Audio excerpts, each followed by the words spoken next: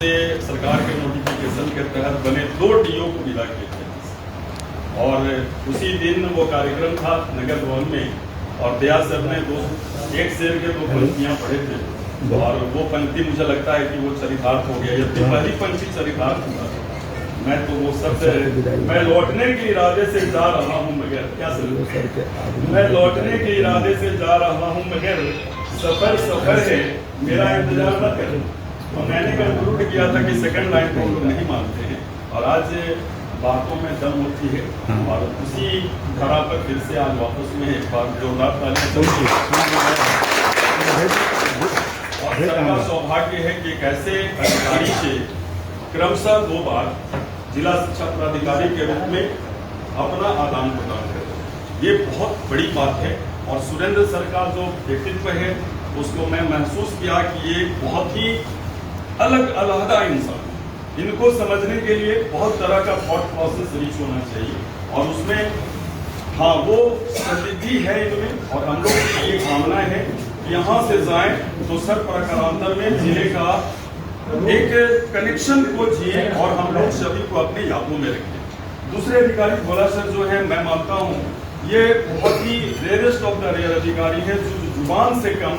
और अपने एटीट्यूड से ज्यादा शासन करते हैं और मैं मानता हूं कि इनमें वह सभी शासकीय क्षमता है और सर का अपना जो एक कनेक्शन रहा है सुरेंद्र सर के साथ वो इनके जीवन पर्यंत एक पाठशाला और अभी पाठशाला जैसा रहा और उसका बखूबी आपने औरंगाबाद जिले को एक अच्छा वर्किंग कल्चर, सभी कर्मियों के साथ जो एक सौहार्द था, सबको समृद्ध किया, ये एक बड़ी खास बात है जो भोला सर के व्यक्तित्व में दिखा। तो आज जितने भी लोग हैं मैं चाहता हूँ बढ़िया ताली बजाकर दया सर को यहाँ दया सर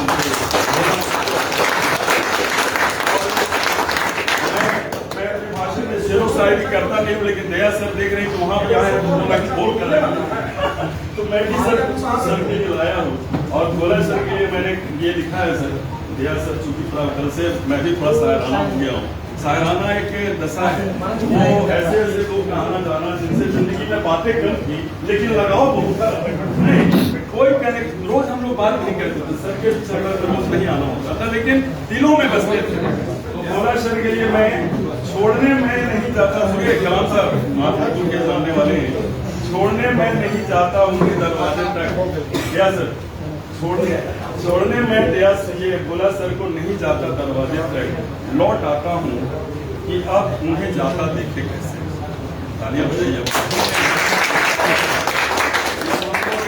साहस नहीं है कि जाते देखें, इसलिए कामना है कि जैसे दया सर हम लोगों की चाहत के शिकंजे में फंस कर आ जाते हैं वैसे ही आपकी सेवा जरूरी है, आप बार बार आए, हम लोगों को बड़ा मजा आएगा।